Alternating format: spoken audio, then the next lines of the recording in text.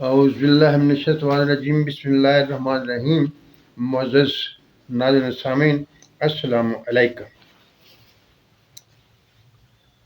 والسابقون الاولون من المہاجرین والانصار والذین اتبعوہم بإحسان رضی اللہ عنہ ورضوا عنہ وأعد لهم جنات تجری تحتها الانہار خالدین فیہا ابدا ذلک الفوز العظیم۔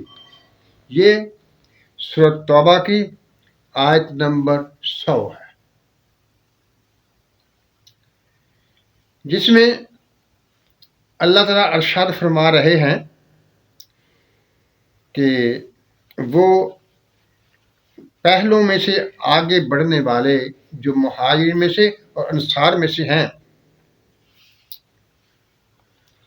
اور جن لوگوں نے اچھے طریقے سے ان کی پیروی کی وہ اللہ سے راضی ہو گئے اور اللہ ان سے راضی ہو گیا، اور اللہ نے ان کے لیے جنتیں تیار کی ہیں جس میں نہریں بہتی ہیں، وہ اس میں ہمیشہ رہیں گے۔ یہ بہت بڑی کامیابی ہے۔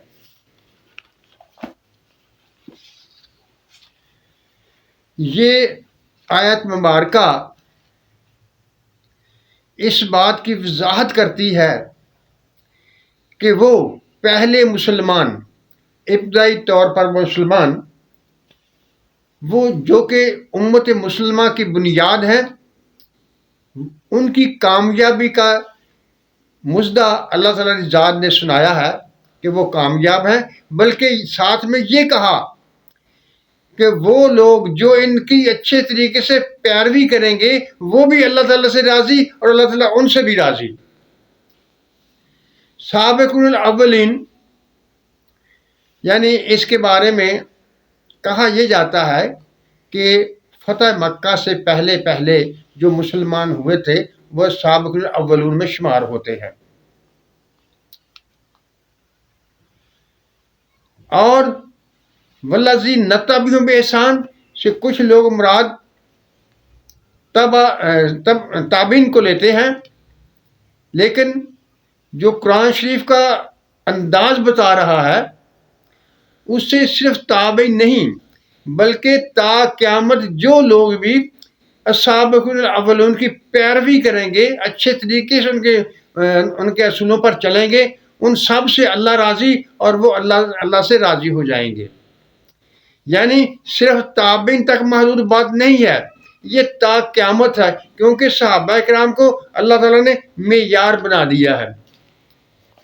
باتیں کرنے والے تو بہت کرتے ہیں، وہ حدیث مبارکہ میں پیش کی جاتی ہے جس میں حضور صلی اللہ علیہ وسلم فرمایا ہے کہ میں تم میں دو ثقلین چھوڑ کر جا رہا ہوں، ایک قرآن مجید اور دوسری میری اہل بیت۔ اہل بیت بھی جو سابقین اولین میں آتے ہیں نا، وہ بھی اس سے باہر نہیں ہیں، وہ بھی صحابہ کی کیٹیگری میں جو آتے ہیں، یعنی صحابی اسے کہا جاتا ہے جس نے حضور اکرم صلی اللہ علیہ وسلم کو ایمان کی حالت میں دیکھا ہو، اس پر قائم رہا ہو اور موت تک اپنے ایمان پر قائم رہا ہو، وہ صحابی ہے۔ اہل بیت خونی رشتہ دار تھے، وہ اہل بیت میں شمار ہو گئے، اور دوسرے لوگ جو تھے وہ صحابی کہلوائے، لیکن دونوں کا مرتبہ صحابہ کے لحاظ سے بلند ہے۔ قرآن شریف یہی تو بتا رہا ہے کہ وہ لوگ سابقون الاولین ہیں، چاہے وہ اہل بیت میں سے ہیں چاہے وہ صحابہ کرام ہیں، وہ سارے معیار ہیں، اور جو لوگ ان کی پیروی کریں گے وہ کامیاب ہو جائیں گے۔ اور صرف تابعی نہیں، یہ تا قیامت کے لیے صحابہ کو معیار بنا دیا گیا ہے۔ میں آج آپ کے سامنے حضرت عمر فاروق رضی اللہ تعالیٰ عنہ کا ایک واقعہ بیان کرنے لگا ہوں۔ واقعہ کیا ہے وہ آپ نے اکثر سنا ہوگا، بڑا مشہور واقعہ ہے، جنگ کا واقعہ ہے۔ سارے اس فوج کے سربراہ تھے اور جمعے کا دن تھا، حضرت عمر فاروق رضی اللہ عنہ جمعے کا خطبہ دے رہے تھے۔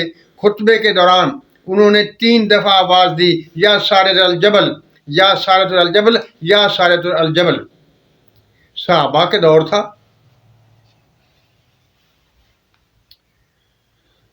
حضرت عمر فاروق رضی اللہ عنہ صحابہ نے پوچھا کہ یہ آج ایک نئی بات جو آپ سے سرد ہوئی ہے، اس کا کیا مطلب ہے؟ حضرت عمر فاروق رضی اللہ عنہ نے ارشاد فرمایا کہ میں نے دیکھا کہ سارا کی فوج کے پیچھے سے، پہاڑ کے پیچھے سے دشمن پر حملہ آور ہونے والا تھا، کہ میں نے آواز دی، ان کو خبردار کیا کہ وہ پہاڑ کو اپنے سائڈ میں لے لے، سارے پہاڑ کی اوٹ لے لے تاکہ حملے سے وہ بچ جائے۔ صحابہ کرام نے تحقیق کی اور سارے سے پوچھا گیا، ہاں بھئی تم نے آواز سنی؟ اس نے کہا ہاں میں نے آواز سنی، اور وہ آواز مجھے ایسا معلوم ہوتا تھا کہ حضرت عمر فاروق رضی اللہ تعالیٰ عنہ کی آواز ہے۔ اب سوال یہ پیدا ہوتا ہے، کیا یہ اچانک ہوا تھا یا اس سے پہلے بھی حضرت عمر فاروق رضی اللہ عنہ کو ایسے واقعات کا علم تھا، ان کے ساتھ ہوئے تھے؟ اس کے بارے میں روایات میں ثبوت تو نہیں ملتا، لیکن سوچنے کی بات یہ ہے، اگر اچانک یکدم کسی شخص کے سامنے کوئی منظر آ جائے اور اسے دیکھنے لگے تو وہ کیا سمجھے گا؟ وہ تو پریشان ہو جائے گا، اس کو سمجھ نہیں آئے گا یہ ہو کیا رہا ہے۔ انسانی فطرت ہے کہ جب اس کو اس چیز کا علم ہوتا ہے، اس کی وجہ جانتا ہے، اس کو ایسا کیوں ہو رہا ہے وہ جانتا ہے، تو پھر وہ مطمئن ہوتا ہے۔ اور اس کو دیکھنے کے ساتھ آواز بھی دی انہوں نے، حضرت عمر فاروق رضی اللہ عنہ جب آواز دی تو کیا ان کو علم تھا اس بات کا کہ یہ آواز پہنچ جائے گی؟ حضرت عمر فاروق رضی اللہ عنہ کے انداز سے پتہ چلتا ہے کہ ان کو اس بات کا علم بھی تھا، پتہ بھی تھا، اور وہ یہ جانتے بھی تھے کہ میری آواز ان تک پہنچ رہی ہے۔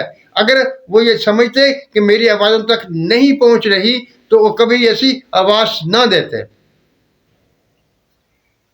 یعنی یہ ایک واقعہ ظاہر کرتا ہے کہ ایسے واقعات ان کے ساتھ ہوئے تھے یا ان کے علم میں تھے۔